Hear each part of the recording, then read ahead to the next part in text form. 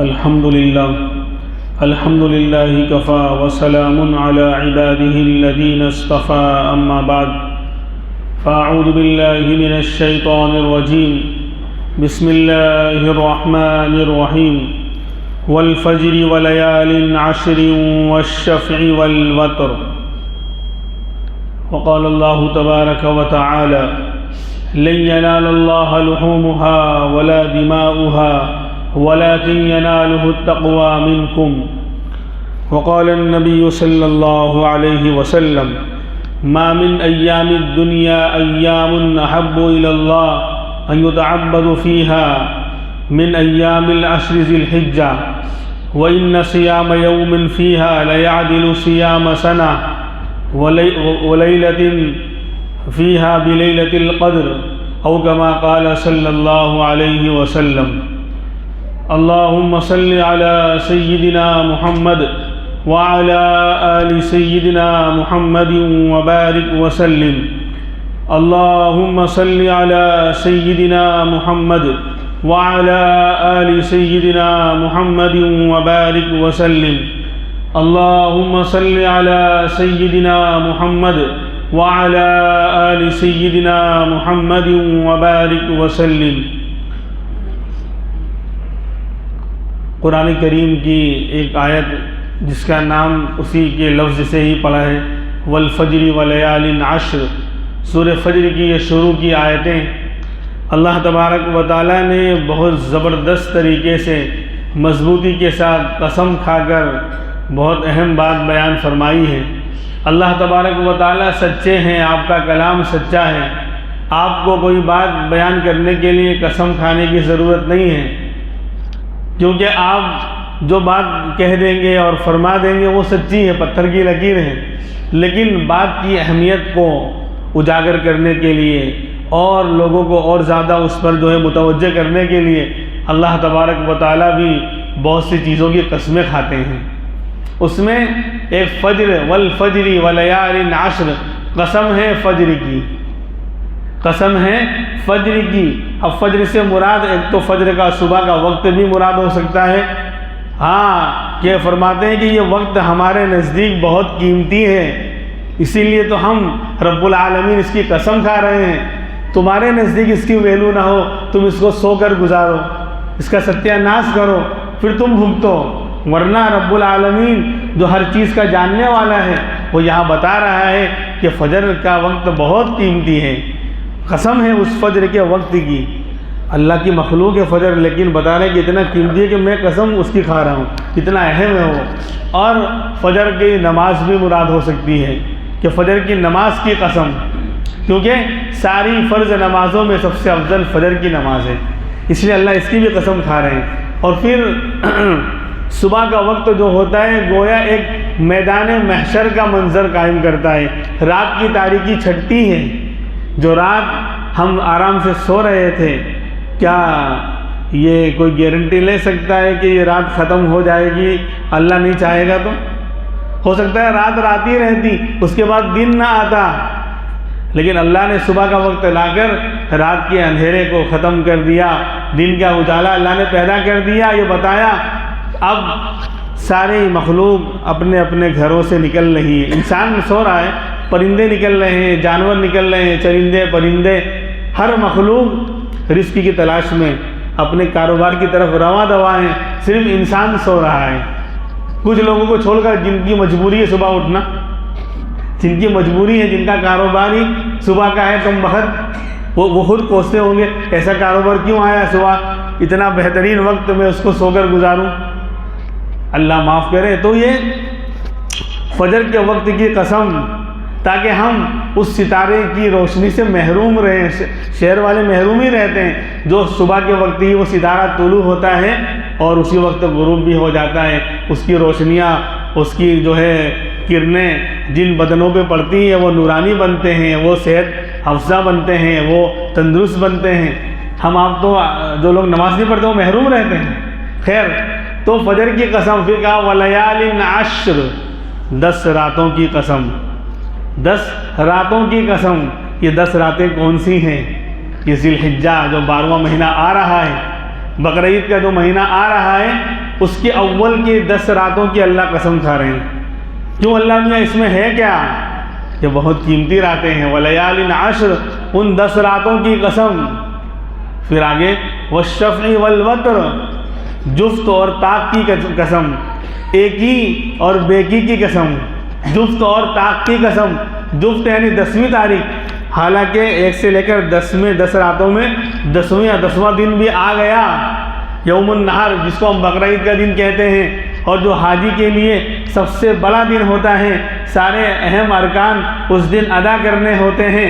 مزدلفہ سے وہ چلتا ہے، صبح صادق کے بعد فجر کی نماز پڑھنے کے بعد وہاں ٹھہرنے کے بعد مینا پہنچنا ہے، کنکر کو یعنی رمی کرنی ہے جمرہ عقبہ کی. اس کے بعد پھر قربانی کرنی ہے، پھر حلق کرانا ہے، پھر جا کر مکہ پہنچ کر اللہ کے گھر پر طواف کرنا ہے، پھر سعی کرنی ہے، پھر اپنے آپ کو فارغ کرنا ہے. یہ سارے کام یوم النحر کو ہوتے ہیں، 10ویں تاریخ کو ہوتے ہیں.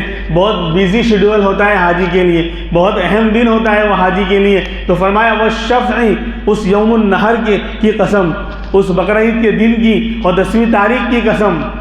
اور والوتر، اور 9ویں تاریخ کی بھی قسم. ایک دن پہلے کا جو دن ہے یوم عرفہ کہلاتا ہے. عرفات کے میدان میں پروانہ وار دیوانہ وار اللہ کے لاکھوں یعنی لوگ ایک ہی لباس میں، ایک ہی نعرہ، ایک ہی انداز، بس آہو فگا ہے، رونا ہے، چلانا ہے، ہاتھ اٹھا کر مانگنا ہے.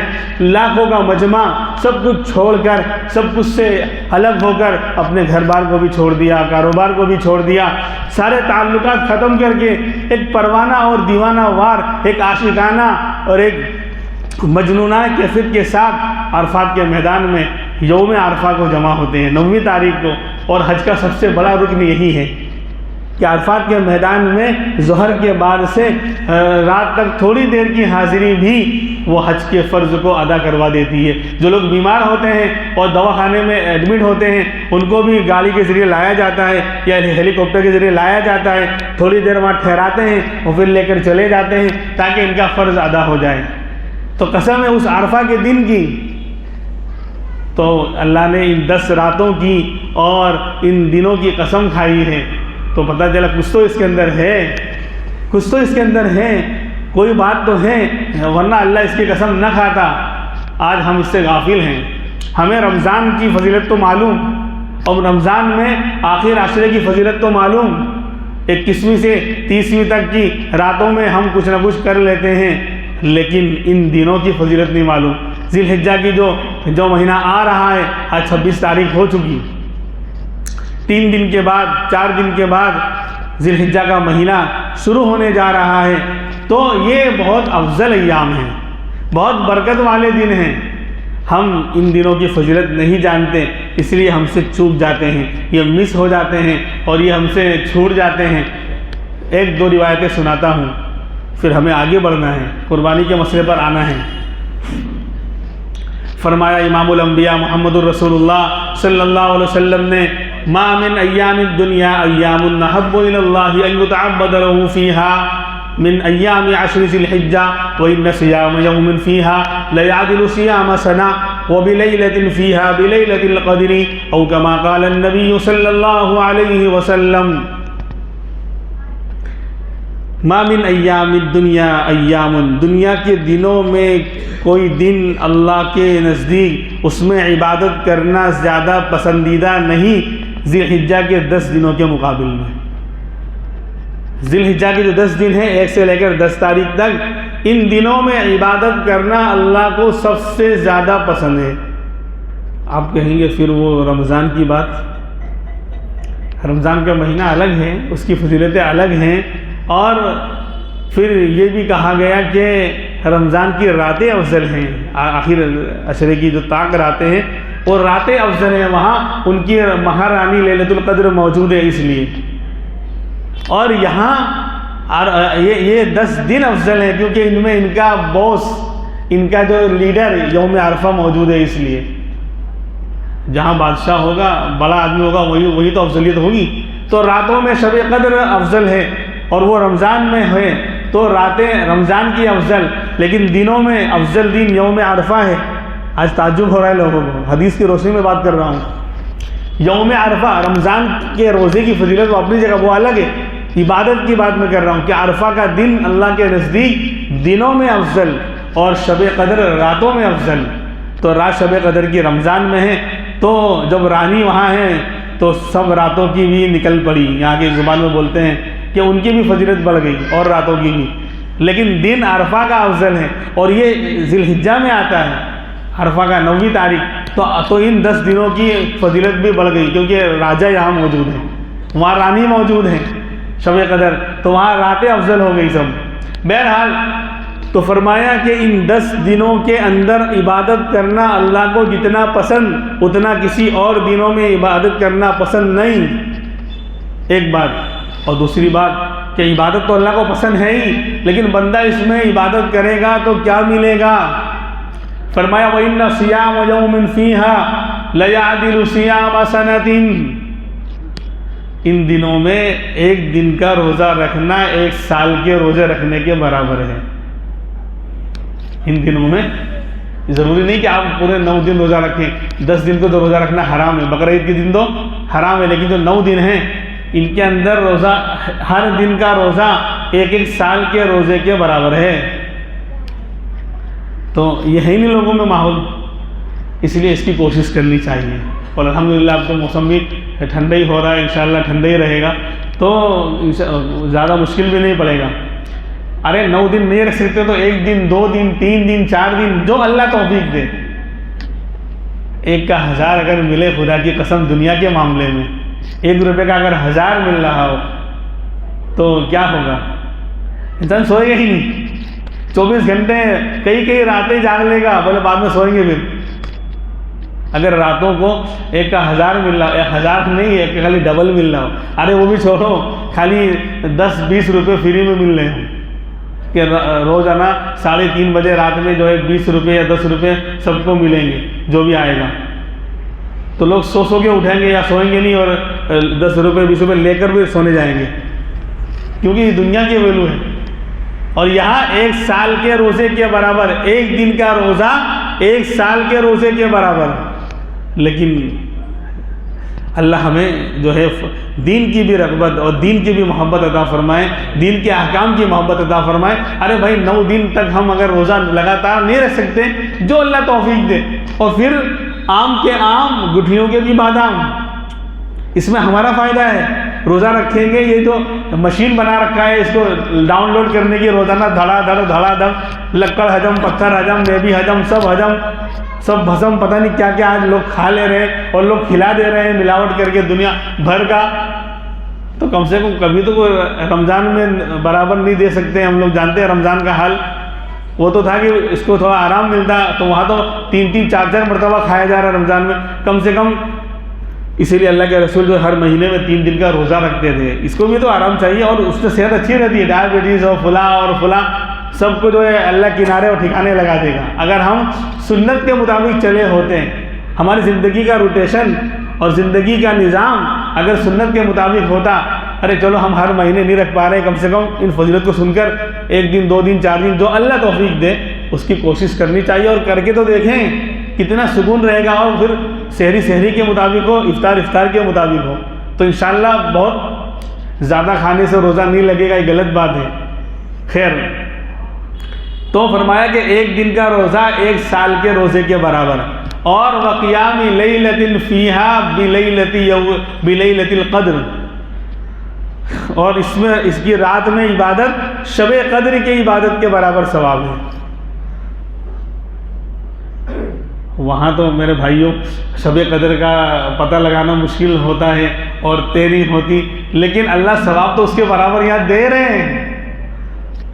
ان راتوں میں عبادت کرو اور یہ ثواب لے جاؤ، اس لیے کوشش کرنی چاہیے کہ یہ 10 دن بلکہ 9 دن ہے، 10 تو یعنی روزے کے حساب سے 9 دن ہے اور راتوں کے حساب سے 10 راتیں، کیونکہ 10ویں دن تو روزہ رکھنا حرام ہے۔ بقرعید کے دن کوئی رکھے گا روزہ حرام، توڑنا پڑے گا، اور نہیں توڑے گا تو حرام کام کر رہا ہے، جیسے شراب پینا حرام، جوا کھیلنا حرام، تو روزہ رکھنا حرام۔ لا تصوم فی هذه الايام فانها ايام اكل وشرب وبعال، خود اللہ نے کہا کہ ہم تو صرف تمہارا تقوی دیکھنا چاہتے تھے کہ تم ہمارے نام پر جانور ذبح کرتے ہو یا نہیں، اب کر دیا تو کہا کہ ہمارے پاس کچھ نہیں آنے والا۔ کتنے بڑے رحیم اور کریم ذات اللہ رب العزت کی ہے۔ بھئی اگر آپ کسی کو کوئی دیں گے، گفٹ کریں گے تو اس کو دیں گے، وہ لے لے گا سب، تب جا کر کہے گا تھینک یو، تمہارا بہت بہت شکریہ۔ اب آپ کو اس میں سے ملنے والا نہیں ہے، آپ نے دے دیا۔ تو اللہ کے نام پہ جانور قربان ہو رہا تھا تو عقل کیا کہتی ہے؟ سب کا سب اللہ کے نام پر چلا جانا چاہیے، اس میں سے کوئی استعمال کرنا کھانا جائز نہیں ہونا چاہیے۔ لیکن اللہ کا کرم ہے، اللہ فرماتے ہیں میں تو تمہارا خالی یہ اخلاص اور تقوی دیکھنا چاہتا ہوں کہ تم میرے نام پر اپنی قیمتی مال، سرمایہ اور مال اور جانور ذبح کرتے ہو، میرے نام پر قربان کرتے ہو یا نہیں، میں یہ دیکھنا چاہتا ہوں۔ اسی لیے جیسے ہی ذبح ہوا اللہ کہتے بس ہو گیا بندے، ہو گیا۔ اب یہ گوشت اور یہ چیزیں ہیں، فَإِنَّهَا أَيَّامُ أَكْلٍ وَشُرْبٍ وَبِعَالٍ، کھاؤ کھلاؤ، کھانے پینے اور خواہشات کے پورا کرنے کے دن ہے یہ۔ روزہ رکھنا حرام اسی لیے مہمانی کا دن ہے۔ اللہ کہہ رہے ہیں آپ ہمارے مہمان، جانور جو ذبح کیا آپ ہی لے جاؤ اور کھاؤ اور کھلاؤ۔ یہ کہتا ہے میں نہیں روزہ رکھوں گا، تو روزہ اتنی بڑی عبادت لیکن اس دن حرام۔ تو بہرحال تو ان 10 دنوں کی فضیلت یہ ہے، اس لیے کوشش کرنی چاہیے۔ یہ بیان کرنے کا مقصد یہی ہے کہ ہم کچھ تو کریں، 1-2 دن تو رکھیں، اگر 9 دن نہیں رکھ سکتے، اگر پوری 10 راتیں نہیں جا سکتے، 1-2 راتیں کچھ تو جاگے، کچھ تو عبادت کریں، خیر۔ اور جو عرفہ کا دن ہے نا بھائی، اس کی تو الگ سے اسپیشل، کیونکہ وہ بتایا نا بادشاہ ہے، دنوں کا سردار ہے وہ، تو اس کی فضیلت یہ تو ہے ہی کہ اس میں ایک دن کا روزہ سال کے برابر، لیکن چونکہ بادشاہ کے لیے الگ سے ہوتا ہے، اس کے سر پہ تاج ہوتا ہے، تو پتہ کیسے چلے گا یہ بادشاہ ہے؟ تو عرفہ کے دن کی فضیلت الگ سے فرمائی۔ قال النبی صلی اللہ علیہ وسلم صیام یوم عرفۃ انی احتسب علی اللہ ان یکفر السنۃ التي قبلہ والسنۃ التي بعدہ او کما قال صلی اللہ علیہ وسلم۔ وہی الفاظ سنانے کی کوشش کر رہا ہوں جو امام الانبیاء محمد الرسول اللہ صلی اللہ علیہ وسلم کی زبان مبارک سے 1400 سال پہلے نکلے تھے۔ فرمایا صیام یوم عرفہ، عرفہ کے دن کا روزہ میں سمجھتا ہوں اللہ کے نزدیک یہ ہے کہ اللہ اس ایک روزے کی وجہ سے 1 سال پچھلے سال کے گناہ اور ایک آئندہ سال کے گناہ معاف کر دیں گے۔ 1 سال کے روزے کا ثواب تو ہے ہی، وہ تو سب کے لیے ہے، تو بادشاہ سلامت یوم عرفہ کے لیے بھی ہے، 1 تاریخ کے لیے، 2، 3 سب کے لیے، تو یوم عرفہ 9 تاریخ کے لیے ہے وہ ثواب، لیکن یہ اسپیشل ہے بادشاہ سلامت کے لیے، ان کو تاج پہنایا جا رہا ہے۔ بادشاہ سلامت ہے نا، سب سے بڑا دن ہے یوم عرفہ۔ پوچھئے حاجی کو جا کر کہ عرفہ کا دن کتنا بڑا دن ہے۔ خیر، تو عرفہ کے دن کے بارے میں فرمایا کہ 1 سال پہلے اور 1 سال آئندہ کے ایڈوانس میں اللہ تبارک و تعالیٰ گناہ معاف کر دیتے ہیں۔ اتنی بڑی فضیلت اس دن روزہ رکھنے کی، اس لیے اس کی کوشش کرنی چاہیے۔ خیر، اب ایک مسئلہ جو کیونکہ 2-3 دن کے بعد وہ مسئلہ آ جائے گا، آئندہ جمعہ کو تو ہم ذی الحجہ میں تقریباً سمجھو کہ 2-3 تاریخ ہماری ہو چکی ہوگی جب آئندہ جمعہ آئے گا تو، اور وہ مسئلہ شروع ہو چکا ہوگا، اس لیے آج بیان کرنا ضروری ہے۔ قال النبی صلی اللہ علیہ وسلم من رأى ہلال ذی الحجہ واراد ان یضحی فلا یأخذن من اشعاره ولا اسفاره او کما قال النبی صلی اللہ علیہ وسلم۔ مسلم شریف کی اور اسی طرح ترمذی کے اندر بھی یہ روایت موجود ہے کہ فرمایا امام الانبیاء محمد الرسول اللہ صلی اللہ علیہ وسلم نے من رأى ہلال ذی الحجہ، جس نے بقرعید کا چاند دیکھا، دیکھنے کا مطلب بقرعید کا چاند ہو گیا، سب تھوڑی دیکھتے ہیں، سب دیکھتے بھی نہیں ہیں اور سب دیکھ بھی نہیں پاتے اور سب دیکھنے کی کوشش بھی نہیں کرتے ہیں، ساری باتیں ہیں۔ تو بہرحال بقرعید کا دن آ گیا، چاند نظر آ گیا، ہو گیا، اور تو جس نے بقرعید کا چاند دیکھ لیا یعنی دن شروع ہو گیا، اور وہ اراد ان یضحی، اور اس کا ارادہ قربانی کرنے کا ہے۔ اب ارادہ قربانی کرنے کا ہے، اس کا 2 مطلب ہے، ایک تو واجب ہے اس لیے ارادہ ہے قربانی کرنے کا، اپنا واجب ادا کروں گا، لیکن ایک بندہ ایسا ہے کہ اس پر واجب تو نہیں ہو رہی لیکن پھر بھی کرنا چاہ رہے ہیں، پھر بھی اس نے ارادہ کر رکھا ہے کہ چلو میرے اوپر واجب تو نہیں لیکن میں نے بکرا پال رکھا ہے پہلے سے ہی، تو مجھے مال تو نکالنا نہیں ہے، گھر پہ پلا ہوا ہے، تو لا اس کی قربانی کروں، نفل ہی، غریب آدمی ہے۔ تو بہرحال بقرہ عید کا چاند نظر آ گیا اور بندہ قربانی کرنا چاہتا ہے، چاہے اس کے اوپر واجب ہو یا نفل کرنا چاہتا ہے، تو فرمایا فَلَا يَأْخُذَنَّ مِنْ أَشْعَارِهِ وَلَا أَسْفَارِهِ، تو وہ اپنے ناخن اور بالوں کو نہ کاٹے، تو اپنے ناخنوں اور بالوں کو نہ کاٹے۔ کب تک؟ جب تک اس کی قربانی نہیں ہو جاتی، اس کے جانور کی قربانی، اب چاہے پہلی کو ہو کہ دوسری کو ہو کہ تیسری کو ہو، یہ 10 11 12 دن، ابھی پہلی کو ہوگی تو 10 دن، 10ویں تاریخ کو پہلی ہے یا دوسری کو 11 ورنہ 12 ہے، 10 11 12 دن چاند نظر آنے سے لے کر قربانی کے ہونے تک مستحب، واجب تو نہیں ہے، مستحب ہے کہ وہ اپنے بالوں کو، سر کے بال، مونچھ کے بال اور بغل کے بال اور زیر ناف بال اور ناخن وغیرہ کو نہ کاٹے، یہ مستحب ہے۔ کیوں؟ اس میں ایک تو حاجیوں کے ساتھ مشابہت ہے کہ بندہ کچھ نہیں کر سکا، وہاں نہیں جا سکا، اسباب نہیں ہیں اور تمنا تھی جانے کی، لیکن کم سے کم ان اللہ کے گھر پر پہنچنے والوں کی نقل تو مان لے، مشابہت تو اختیار کر لے۔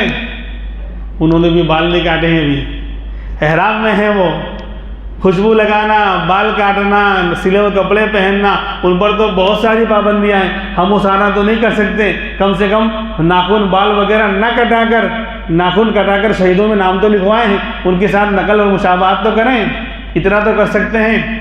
اور اللہ والوں کا حال تو عجیب، ہمیں تو کچھ شعور ہی نہیں ہوتا، ہم انڈیا میں رہ رہے ہیں، آج عرفہ کا دن ہے کہ بقرہ عید کا دن ہے، حاجیوں کا حج ہوا کہ نہیں، سب جائے تیل لینے، میں تو بیٹھ کے پکوڑی کھا رہا ہوں، میں تو یہاں پر بیٹھ کے بریڈ پکوڑا کھا رہا ہوں، یہ انڈیا ہے یہ۔ لیکن اللہ والوں کا حال یہ ہوتا تھا کہ یہاں ہندوستان میں ہیں، اور جب وہ دن آتے تھے، عرفہ کا دن آتا تھا یا بقرہ عید کا دن آتا تھا، تو بے اختیار لبیک اللہم لبیک لبیک لا شریک لک لبیک تلبیہ ان کی زبان سے نکل جایا کرتا تھا، اور کبھی ایک آہ بھرتے تھے اور کہتے تھے کاش آج ہم بھی حاضر ہوتے، اللہ کے در پر حاضر ہوتے، آج حجاج، آج پروانہ وار، دیوانہ وار، آج مزدلفہ سے مینا کی طرف، مینا سے جو ہے حرم شریف کی طرف طواف کر رہے ہیں، کوئی سعی کر رہا ہے، کوئی شیطان کو کنکری مار رہا ہے، کوئی قربانی کروا رہا ہے، کوئی حلق کروا رہا ہے، کاش ہم بھی وہاں ہوتے۔ یہ اللہ والوں کا تعلق، کیونکہ جہاں جس سے تعلق ہوتا ہے آدمی کو وہی یاد آتا ہے، سمجھیں۔ شادی کی سالگرہ ہوتی تو بولا آج ہی کے دن شادی ہوئی تھی اور ہم جو ہے عصر کے بعد کا نکاح رات کو 12 بجے ہوا تھا، ہم وقت کے بڑے پابند لوگ ہیں۔ یہی تو ہے انڈیا میں، وقت کی قدر نہیں، تو سالگرہ تو یاد آتی ہے، وہ ویڈیو کھول کے دیکھیں گے، دیکھو یہ ایسے ناچ رہا ہے، یہ ایسے اچھل رہا ہے، دیکھو اس نے اس کا رسگلہ چھین لیا، ہمارا یہ حال ہے۔ اور وہاں اللہ والوں کا حال یہ کہ یہاں پر ہیں، آج حج ہو رہا ہے، انہیں مدینہ یاد آ رہا ہے، در اقدس پر وہ حاضر ہو رہے ہیں، جیسا دیس ویسا بھیس، جیسی سوچ جیسی فکر ویسے فیصلے۔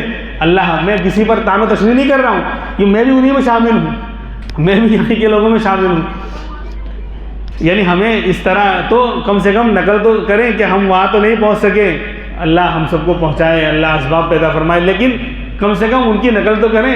اس لیے کہا کہ جو قربانی کرنا چاہتا ہے، چاہے اس کے اوپر واجب ہے کہ واجب نہیں ہے، وہ جب تک اس کی قربانی نہیں ہو جاتی فَلَا يَأْخُذَنَّ مِنْ أَسْفَارِهِ وَلَا أَشْعَارِهِ، تو اپنے بال اور ناخن کو نہ کاٹے۔ لیکن یہ مسئلہ ایک شرط کے ساتھ ہے، وہ شرط پائی جائے گی تو اس مستحب پر عمل ہوگا، ورنہ نہیں۔ ان بالوں ناخنوں کو کاٹے ہوئے 40 دن نہ ہو گئے ہوں، 40 دن اگر گزر گئے ہیں، وہ سے لوگ ہوتے ہیں بولے ساری جہاں کا درد ہمارے جگر میں، تو ساری جھاڑیاں، سارے جنگلات انہی کے جسم میں، باڈی میں رہتے ہیں، کئی مہینے اور اسلام صفائی سکھلاتا ہے، الطہور شطر الایمان، پاکی آدھا ایمان ہے، یہاں تک فرمایا امام الانبیاء نے، یعنی پاک رہنا آدھا ایمان ہو گیا۔ لیکن بہت سے لوگوں نے اپنے بدن میں وادیاں اور جنگلات بسا رکھے ہیں، تو اگر 40 دن زیر ناف بال کاٹے ہوئے، بغل کے بال کاٹے ہوئے اور مونچھ اور اس طرح دوسرے بال کاٹے ہوئے گزر گئے ہیں، 40 دن سے ناخن کاٹے، وہ سب ہاں لمبے رکھتے ہیں ایک دم، بالکل بتانا چاہتے ہیں کہ میں انسان تو نظر آ رہا ہوں لیکن کچھ اور ہوں، میں کیوں بولوں کچھ اور کیا ہے، وہ تو بڑے ناخن رکھتے ہیں۔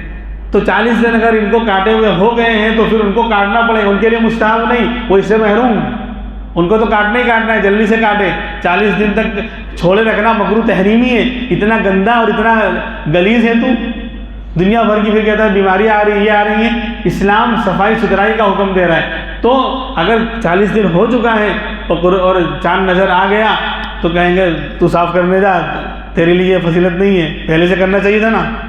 ہاں، اس لیے ہر ہفتے کاٹیں، ہر ہفتے نہیں تو 15 دن میں، 40 دن سے پہلے زیر ناف اور بغل وغیرہ کے بال تو صاف ہو جانے چاہیے۔ بہرحال تو یہ مسئلہ اس کے لیے ہے، اس لیے کلیئر ہو گیا۔ اب کوئی کہے کہ میں قربانی نہیں کر، میرے پر واجب نہیں ہے، لیکن میری کم سے کم میں یہی کر لوں، کر لے بھائی، ورنہ مسئلہ اس کے لیے تھا کہ جو قربانی کرنا چاہتا ہے، واجب ہو یا نفل، لیکن کرنا چاہتا ہے وہ ایسا یعنی بال وغیرہ نہ کاٹے۔ بہرحال اب یہ قربانی کا جو مسئلہ ہے یہ بہت بڑی عبادت ہے، اور گزشتہ جمعہ کو ہم نے واقعہ سنا تھا قرآن کی روشنی میں نے آخر میں واقعہ بھی بیان کیا تھا، یہ قربانی ہم پر واجب کیوں ہوئی۔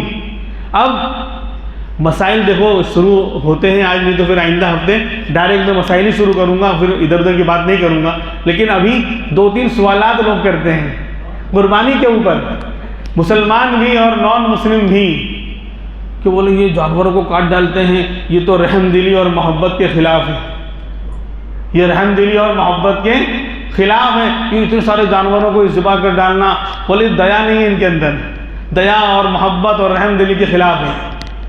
یہ وہ لوگ بولتے ہیں جو انسانوں کو کاٹ رہے ہیں، اشرف المخلوق کو کاٹ رہے ہیں، ختم کر رہے ہیں، تو وہاں دیا اور محبت نہیں جاگی، اور جانوروں کو کاٹنے میں دیا محبت جاگ گئی۔ خیر پھر بھی یہ تو الزامی جواب تو نہیں، تحقیقی جواب دیا جائے گا۔ ان لوگوں نے جو یہ سوال کرتے ہیں، چاہے وہ مسلمان ہوں یا نان مسلم ہوں، نان مسلم تو ہے ہی نہیں اسلام کے اندر، لیکن جو مسلمان ہیں اس نے بھی خدا کے نظام کو سمجھا ہی نہیں، دنیا میں جو خدا کا نظام اور سسٹم چل رہا ہے اس کو نہیں سمجھا، اور ان نان مسلموں کے رو میں بہہ کر ان سے تعلق کر کے انہی کی باتیں یہ بھی بولنے لگا اور اعتراض کرنے لگا۔ خدا کا نظام تو دیکھو پہلے دنیا میں، نظام یہ ہے خدا کا کہ اللہ نے نظام اس طرح کا بنایا ہے کہ انسان کو چھوڑو ایک مرتبہ، بھی انسان کو ابھی چھوڑ دیجیے آپ، انسان کے علاوہ جو جاندار حیوانات اور جاندار ہیں دنیا میں، دیکھو وہ صرف جو ہے نباتات یعنی گھاس پھوس اور درخت اور سبزے پر ہی وہ زندگی نہیں گزارتے، صرف ویج پر زندگی نہیں گزارتے، نان ویج وہ بھی استعمال کرتے ہیں۔ بھائی جو درندے ہیں، جنگلوں کے رہنے والے درندے، شیر، چیتا، بھالو، اس کا کھالو، بھیڑیا وغیرہ سب جتنے ہیں، یہ لوگ دوسرے جانوروں کا شکار کر کے ان کا خون بہا کر جو ہے اس سے اپنی غذا حاصل کرتے ہیں۔ اللہ نے ان کا نظام بنایا ہے۔ آپ شیر کے آگے چارہ ڈالو گے کہے گا میرا پرہیز ہے، اور بکری کے آگے گوشت ڈالو کہے گا نہیں میں نہیں کھاؤں گی، وہ گوشت نہیں کھائے گی اور وہ چارہ نہیں کھائے گا، وہ تو روزانہ شاندار مال چاہ رہا ہے، نہیں چاہ رہا ہے چارہ اس کو نہیں چاہیے۔ تو دنیا، اور اسی طرح آپ یہ تو زمین کے اوپر چلنے والے مخلوق ہیں، ورنہ پانی کے اندر بھی ایسی ہزاروں، یعنی پانی کے اندر تو زمین سے زیادہ مخلوقات ایسی ہیں جو ایک دوسرے کے کو مار کر ہی، بلکہ کہاں سے ہزاروں کلومیٹر کا سفر طے کر کے بہت سی مچھلیاں شکار کرنے جاتی ہیں، اپنے فوڈ اور اپنی غذا حاصل کرتی ہیں۔ تو یہ اللہ نے نظام بنایا ہے کہ ایک دوسرے کو قتل کر کے اور مار کر ان کا، یعنی اللہ نے نظام بنایا ہے۔ خیر اب آ جائیے انسانوں کی بات۔ اللہ نے انسان کو اشرف المخلوق بنایا ہے، اور حدیث پاک میں امام الانبیاء محمد الرسول اللہ صلی اللہ علیہ وسلم نے یہ بات بیان فرما دی، ان الدنیا خلقت لکم وانکم خلقتم للآخرہ۔ بالکل تحقیقی جواب پیش کر رہا ہوں میں کہ بے شک دنیا اے انسان تمہارے لیے بنائی گئی، ان الدنیا خلقت لکم، دنیا اور دنیا کی ساری چیزیں انسان تیرے لیے پیدا کی گئی، اور تجھ کو اللہ نے آخرت اور اپنے لیے پیدا کیا ہے۔ سمجھے، دنیا میں جو کچھ ہو کس کے لیے؟ انسان کے لیے، اور انسان کو اللہ نے آخرت اور اپنے لیے پیدا کیا ہے۔ اب اس کو اور اچھے انداز میں سمجھا دوں، یہ تو حدیث پاک ہے، اس کو میں سمجھا دوں۔ دنیا میں آپ نظر ڈالیں گے تو 4 طرح کی چیزیں دنیا میں پائی جاتی ہیں، بالکل اس کے اندر کوئی لوجک، فلسفہ یا بایولوجی یا کوئی علم کی ضرورت نہیں ہے، ایک عام انسان بھی اس کو سمجھ سکتا ہے۔ سنیے، دنیا میں 4 طرح کی چیزیں پائی جاتی ہیں۔ سب سے ہلکی چیزیں ہوتی ہیں وہ جمادات، یعنی جن کے اندر جو جمی رہتی ہے، پتھر ہے، اینٹ ہے، لکڑی ہے، جن کے اندر ہم کو جان نظر نہیں آتی، بے حس پڑی رہتی ہے، جمی رہتی ہے، ان کو جمادات کہا جاتا ہے۔ یہ سب سے ہلکی درجے کی چیز۔ اس کے بعد نمبر 2 پر نباتات، نباتات جو اگنے والی ہے، نشو و نما ان کے اندر ہے، ان کے اندر بھی حیات ہے۔ وہ یہ اور بات ہے کہ ان کی زندگی ان کے اعتبار سے وہ بڑھتی ہے۔ دیکھو سبزہ آپ ایک دانہ ڈالتے ہیں، 2-3 دن کے بعد وہ زمین کو پھاڑ کر نکل آتا ہے۔ تو نمبر 2 پر نباتات ہیں جن کا نشو و نما ہے، بڑھنا پایا جاتا ہے، وہ بڑے ہوتے ہیں، پھل پھول دیتے ہیں، یہ نباتات۔ اور نمبر 3 پر ہیں حیوانات، جاندار، جن کے اندر جان ہے، صرف نباتات سے اعلیٰ ہیں نمبر 3 پر، چاہے وہ پالتو حیوانات ہوں، گائے، بیل، بکری، اونٹ وغیرہ، یا درندے ہوں، شیر، چیتا، بھالو وغیرہ، حیوانات نمبر 3 پر۔ اور نمبر 4 پر ہے انسان، سب سے اعلیٰ۔ یہ 4 کیٹیگریاں ہیں دنیا میں مخلوق کے پائے جانے کی۔ سب سے نیچے جمادات ہیں، پھر نباتات ہیں، پھر حیوانات ہیں، اور پھر اس کے اوپر سب سے اوپر انسان ہے۔ اور اللہ کا سسٹم اور نظام دیکھیے، اب اصل بات سنیے۔ اللہ کا سسٹم اور نظام یہ ہے کہ ادنا چیز اپنے اوپر والی پر قربان ہے، نیچے والی اوپر والی پر قربان، اوپر والی اپنے اوپر والی پر قربان۔ دیکھو جمادات، پتھر، مٹی اور اینٹ وغیرہ، اس کو جمادات کہا گیا، وہ نباتات پہ قربان ہوتی ہیں۔ جب بھی تو دانہ ڈالتے ہو تو وہ زمین اپنا پیٹ کھول دیتی ہے اور اپنے اوپر دانے کو اگنے دیتی ہے، پھر وہ پودا پھاڑ کر زمین کو نکلتا ہے۔ تو دیکھو یہ مٹی اور پتھر یہ نباتات پر قربان ہوا کہ نہیں ہوا؟ اور پھر نباتات جو سبزہ اگا ہے وہ حیوانات پر قربان، ارے جو سبزہ اگا وہ نمبر 3 والے پر قربان، حیوانات پر قربان، گائے، بیل، اونٹ وغیرہ اسی سبزے کو اور کھیت کو چرتے ہیں، گھاس کو کھاتے ہیں۔ اور نمبر 3 پر جو حیوانات ہیں وہ انسان پر قربان ہیں۔ ان الدنیا خلقت لکم، اسی کی تشریح کر رہا ہوں۔ نمبر 3 پر جو حیوانات ہیں وہ کس پر قربان؟ یہ نظام ہے، ادنا اعلیٰ پر قربان۔ تو جمادات ہوئے نباتات پر قربان، نباتات ہوئے حیوانات پر قربان، تو حیوانات کس پہ قربان ہوں گے؟ انسان پر۔ تو یہ تو کہا کہ ساری چیز دنیا کی ہے، انسان تیرے لیے ہے۔ تو اب اس کے اندر جو حیوانات ہیں اس میں گائے، بیل، اونٹ وغیرہ بھی تو وہ انسانوں پر قربان ہوں گے نہیں ہوں گے؟ اور کہا ہے انسان تیرے اوپر تو کوئی مخلوق نہیں، تو ہو جا اپنے رب پر قربان، تو تیرا رب تجھ پر ہوگا بڑا مہربان۔ سمجھے؟ 4تھے نمبر پر انسان ہے، سب سے اعلیٰ اشرف المخلوق، اس کے اوپر کوئی نہیں۔ تو کہا کہ بھائی ان الدنیا خلقت لکم، اے انسان دنیا کی ساری چیز تیرے لیے، جمادات، نباتات، حیوانات سب تیرے لیے، اور تو بنا ہے میرے لیے، تو بنا ہے میرے لیے۔ اب یہ فلسفہ سمجھ میں نہیں آ رہا لوگوں کو۔ مسلمان ہو کے بھی اعتراض کرتے ہیں کہ جانور کو ذبح کرنا رحم دلی ہے۔ بھائی تیرے لیے بنایا گیا، تو اس کو استعمال کر۔ اور پھر جو لوگ یہ کہتے ہیں، یہ تو تحقیقی جواب ہوا، اب الزامی جواب یعنی تماچا لگانے والا جواب، ترکی 88 48 والا، جیسے کو تیسا۔ تو اب وہ جواب سنیے حضرت، اپنے تھوڑا اپنے گریبان میں منہ ڈال کے دیکھیے، پھر اشکال کیجئے۔ وہ اونٹ بھائی سب کا وہ نکال رہے تھے عیب، کہ اس کی چونچ ٹیڑھی ہے، فلاں جانور کا یہ پاؤں ٹیڑھا ہے، اس کی دم ٹیڑھی ہے۔ تو پھر گلہری جو ہوتی ہے نا، گلوری، اس کو گلہری بولتی ہے، اس نے کہا کہ اونٹ سب کے عیب نکالنے میں بیٹھا ہے۔ بولا اونٹ بھائی تم سنو، پہلے اپنا دیکھو۔ گجراتی میں وہ جملہ ہے، کہا کہ انینا تو ایک وہاں کا اپنا آدھار چھے، کہ اور لوگوں اور جانوروں میں تو ایک ایک عیب ہے، اونٹ بھائی آپ کے نے تو 18 عیب ہیں، آپ کا کون سا اردو سیدھا ہے بتاؤ تو صحیح۔ تو یہی حال ہے کہ شیشے کے گھر میں بیٹھ کر پتھر ہے پھینکتے ہیں، شیشے کا گھر خود کا بنا ہوا ہے، شیشے کے گھر میں بیٹھ کے پتھر ہے پھینکتے ہیں، کس پر؟ دیوار آہنی پر۔ حماقت تو دیکھیے، آہنی لوہے کی دیوار والوں پر پتھر پھینک رہے ہیں شیشے کے گھر میں بیٹھ کے۔ اگر یہاں سے پتھر وہاں گیا تو کیا حال ہوگا؟ تو ان کا حال یہی ہے، یہ روزانہ انسانوں کو مار رہے ہیں اور دنیا بھر کے کیا کہتے ہیں جیو جنتوؤں کو مار رہے ہیں۔ ارے پھر مچھر کو کیوں مارتے ہو، پھر پھلا کو کیوں مارتے ہو؟ سب کو پال کے رکھو۔ فلا یعنی ہزاروں ہتیا خود کرتے ہیں، اور انسان اپنی ضرورت کے لیے اللہ نے حکم دیا ہے ان الدنیا خلقت لکم، کہ تو استعمال کر، تیرے لیے سب کچھ ہے، اور تو بنا میرے لیے۔ وہاں کہہ رہے کہ رحم نہیں ہے، جانور کو ذبح کر رہے ہیں۔ ایک سوال تو یہ کرتے ہیں. دوسرا سوال یہ کرتے ہیں کہ اتنی لاکھوں قربانیاں ایک دن میں ہوتی ہیں, سب جانور ضائع ہو جاتے ہیں, تو کروڑوں روپے ضائع ہو جاتے ہیں, اس سے بہتر یہ تھا کہ صدقہ کر دیا جاتا کچھ, اور کچھ جو ہے غریبوں یتیموں میں بانٹ دیا جاتا, یہ ہوتا یوں ہوتا. یہ تو فضول خرچی ہے. ایک دن میں لاکھوں جانور ذبح ہو رہے ہیں, اتنا گوشت بھی استعمال نہیں ہو رہا ہے. جیسے کہ خاص طور پر حج میں آپ دیکھیں گے مینا کے اندر لاکھوں قربانیاں ہو رہی ہیں. خیر حکومت اس کا انتظام کرتی ہے, اس کو باقاعدہ پیک کر کے ان ممالک میں بھجواتی ہے جو غریب ممالک ہیں, افریقن کنٹریز ہیں, جو ایتھوپیا ہے, فلاں ہیں, جہاں بھوک مری کا لوگ شکار ہیں, غریب ہیں. لیکن اشکال کرنے والا اشکال کرتا ہے کہ لاکھوں جانور ذبح کر رہے ہیں, اور کچھ جانور ذبح کر لیتے ہیں اور کچھ جو ہے صدقہ کر دیتے ہیں, کچھ غریبوں یتیموں کو دے دیتے ہیں, تو کتنا اچھا ہوتا. واہ, بہت شاندار, کتنا اچھا سوال ہے. بالکل سڑا ہوا سوال ہے, بدبو آ رہی ہے. کیوں؟ یہ تو محبت اور تعلق کی بات ہے.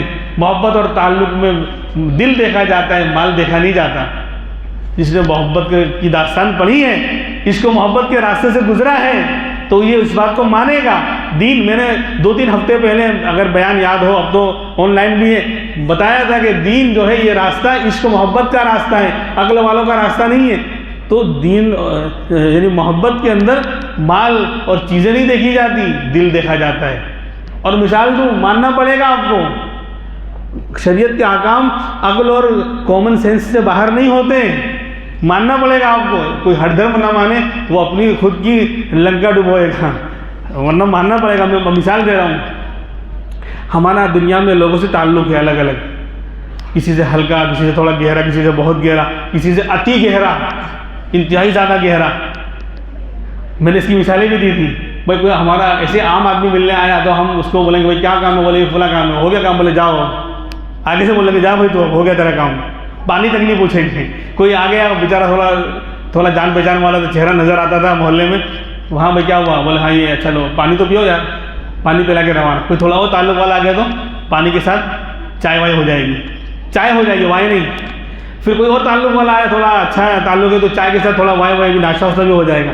کوئی تھوڑا اور اچھا گہرا تعلق والا آ گیا, دوست تھا ساتھ میں پڑا ہوا, پھر بچھڑ گئے تھے, تو بولا یار کھانا کھا کے جانا یار, اس کے بغیر تو جا نہیں سکتا. نہیں چلے گا ہی نہیں, بالکل میں جانے نہیں دوں گا, تیری چابی چھین لوں گا میں گاڑی کی. تو کھانا کھا کے جانا. تھوڑا اور گہرے تعلق والا آیا تو کھانے میں بھی 2-4 آئٹمیں ہوں گی. اور جنت نگر سے کوئی آ گیا تو پورے احمد آباد کے ہر ہوٹل کے الگ الگ آئٹم سامنے لا کے رکھے گا. اب کوئی بولے فضول خرچی ہے, بولے چپ, فضول خرچی ہے, تیری بات فضول ہے. یا تعلق اور محبت کی بات ہے, ہم تو اپنی جان نکال کے رکھ دیں. اور اگر کوئی اللہ کا ولی آ گیا, بڑا آدمی آ گیا, دین والے آگے رہتے ہیں. ہاں, دین والے ہی آگے رہتے ہیں ہمیشہ. کوئی اللہ کا ولی آ گیا, کوئی بزرگ آ گیا, نہیں جانتے ہیں وہ تو اللہ والوں کی محبت اللہ دل میں ڈالتے ہی ہیں. مسلمان اگر دل میں ہے, ایمان کی چنگاری ہے, تو دل مائل ہو کر رہے گا. یہ دین میں کشش ہے. یہ کوئی اللہ کا ولی آ گیا تو اب کیا بولے گا, بہت بڑے اللہ کے ولی ہیں, حضرت یہ بھی لو, حضرت یہ بھی لو, حضرت یہ بھی لو. یعنی ہر طرح کے آئٹم رکھتے ہیں, 40 آئٹم رکھتے ہیں. سنا ہے میں نے کہ ہر طرح کی سبزی بنائیں گے, ہر طرح کا گوشت بنائیں گے, پھر سالن والا بھی بنائیں گے, ایسا بھی بنائیں گے, ویسا بھی بنائیں گے, میٹھا بھی بنائیں گے. معلوم ہے کہ حضرت کھانے والے تھوڑا سا کھائیں گے, لیکن پھر بھی سامنے لا کر سجا دیں گے. پھر بھی کیا کہیں گے, حضرت اگر آپ کی خاطر تواضع میں کوئی کمی ہوئی تو معاف کرنا.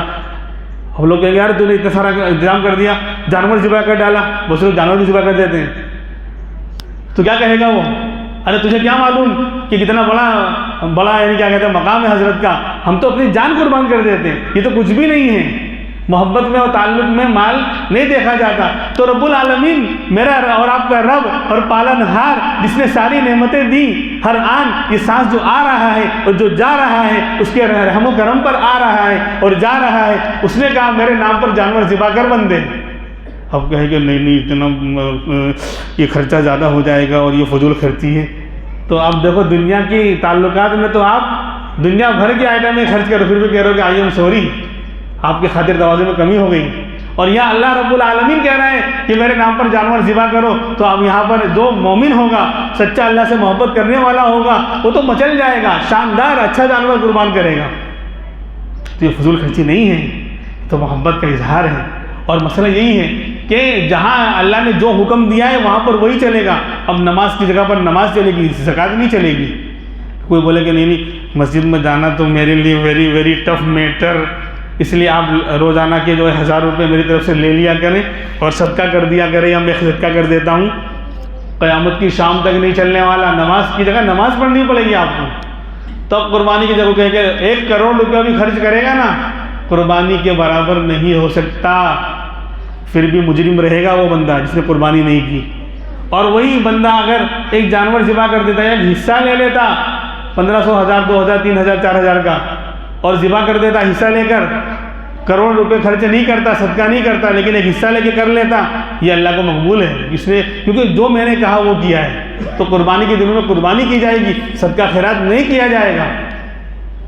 آخری بات، تاکہ یہ سب چپٹری ختم ہو جائے، ایک سوال یہ بھی کرتے ہیں کہ اتنے سارے جانور جو ہے ذبح ہو جاتے ہیں لاکھوں، تو اس میں شارٹیج ہو جائے گی، کمی ہو جائے گی، جانوروں میں کمی ہو جائے گی، تو یہ تو بیوقوفی والا سوال ہے۔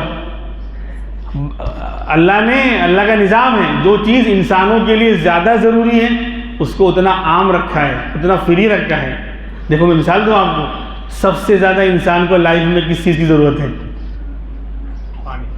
نہیں، ہوا کی ضرورت ہے، آکسیجن کی ضرورت ہے۔ پانی تو 2-4 دن میں اگر نہیں ملا تو زندہ رہ سکتا ہے، لیکن اگر آکسیجن اور ہوا نہیں ملی تو وہ اس کی جان خطرے میں ہے۔ ابھی جو مسئلے ہو رہے تھے کورونا میں، آکسیجن کی کمی سے کتنے لوگ مر رہے تھے، تو آکسیجن ہوا سب سے زیادہ ضروری ہے، اور سب سے زیادہ اللہ نے عام کر رکھی ہے۔ عام قریب جانا پڑتا ہے خریدنے کے، بھائی اس مہینے کی ہوا ختم ہو رہی ہے، اس لیے میں ہوا خریدنے جا رہا ہوں، اور لائن لگی ہوئی ہے بولے پیٹرول پمپ کی طرح 112 کلومیٹر تک لمبی لائن ہوا خریدنے کے لیے، تو کیسے ہوا نکل جاتی زندگی کی۔ اگر ہوا خریدنا پڑتا تو کبھی سوچا ہم نے؟ اور کتنا ایزی ہے، چلو خریدنا تو نہیں پڑا، لیکن یہ بھی تو نہیں ہے کہ بھائیو دوستوں بزرگوں آپ تھوڑا ٹھہر جائیں، اب میں ہوا لینے جا رہا ہوں۔ بولے رکاوٹ کے لیے قید ہے، کھانا چل رہا تھا تو وہاں پر بھی کھانا روک دیا گیا، یا کوئی اور کام ایکٹیویٹیز ہو رہی تھی اس کو روک کر بولا اب سب ہوا لے رہے ہیں، ورنہ پھر وہ ہوا ہوگا جو ابھی تک نہیں ہوا، یہ مر جائے گا۔ یعنی نہ کچھ خرچ کرنا ہے، نہ الگ سے کچھ کرنا ہے، آرام سے بندہ بول رہا ہے، سانس لے رہا ہے، ہوا آ رہی جا رہی، بندہ سو رہا ہے تو بھی کچھ نہیں کھو رہا ہے، کھا رہا ہے تو بھی ہوا آ رہی ہے، سانس آ رہی جا رہی ہے۔ یعنی سب سے زیادہ ضروری تھی، سب سے زیادہ ایزی کر دی اللہ نے، عام کر رکھی ہے، کوئی ٹیکس نہیں، کوئی خرچہ نہیں، کوئی کچھ کرنا ہی نہیں پڑتا۔ نمبر 2 پر پانی ہے، اللہ نے کہا کہ اس سے مقابلے میں تھوڑا کم ہے، یہ بھی عام کر رکھا ہے میں نے۔ یہ نہیں کہا کہ آپ لوگ سب اسٹور کر کے رکھو پورے مہینے کا پانی، سال کا پانی کی میں بارش برسا رہا ہوں خوب، اب اپنے اپنے گھر کے آگے تالاب اور ندیاں کھود کے رکھو، سال کا اسٹور کر کے رکھو، ایسا کہا کیا؟ کتنے لالے پڑ جاتے ہیں زندگی کے، پھر بھی شکایت کرتا ہے بندہ، اللہ کی نعمتوں کو نہیں دیکھتا۔ پھر یہ خالی کہا کہ اتنا ہے کہ ہاں بھائی تمہیں برتن میں لے کر، گلاس میں لے کر منہ سے لگانا، اتنا کرنا پڑے گا، باقی اور زیادہ کچھ کرنے کی ضرورت نہیں ہے۔ تو یہ، اور اس کے بعد کھانا ہے، پھر دوا ہے، خیر تو جو چیز جتنی عام ہے اتنا اللہ نے، جو جتنی زیادہ ضروری اتنا عام اللہ نے کر رکھی ہے، ایک بات۔ دوسری بات یہ ہے کہ جو چیز اللہ کے نام پر خرچ ہوتی ہے اس میں برکتیں ہوتی ہیں، جو چیز اللہ، بس ختم کر رہا ہوں، جو چیز اللہ کے نام پر قربان ہوتی ہیں اس میں برکتیں ہوتی ہیں۔ بھائی بکری کا بچہ، بکری جو ہے ایک ساتھ 2 3 4 بچے دیتی ہے، اس سے زیادہ تو عام طور پر شاید نہیں ہوگا، 2 4 بہت ہو گیا عام طور پر، لیکن کتیا 8 پلے 12 پلے، پورا 1 ڈزن ایک ساتھ، اگر، اور وہ تو ذبح بھی نہیں ہوتے، ان کو تو قربان بھی نہیں کیا جاتا، تو عقل کیا کہتی ہے؟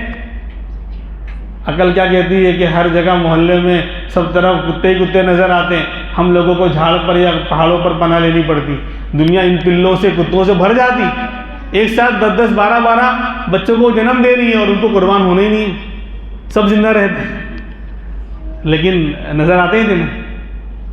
اور بکری روزانہ بک رہی ہے، قربانی میں تو قربان ہوتی ہی ہے، روزانہ انسان اس کو کھا رہا ہے، ذبح کر رہا ہے، عام دنوں میں بھی ان جانوروں کو، یعنی اونٹ کو، گائے بیل کو، بکریوں کو روزانہ ذبح کر رہا ہے، قربانی میں بھی ذبح کر رہا ہے، لیکن کبھی شارٹیج آئی، کبھی اعلان آیا، اس سال مسلمانوں سے اپیل کی جاتی ہے کہ بکروں کا شارٹیج ہے، اس لیے بکرے کی قربانی نہ کریں۔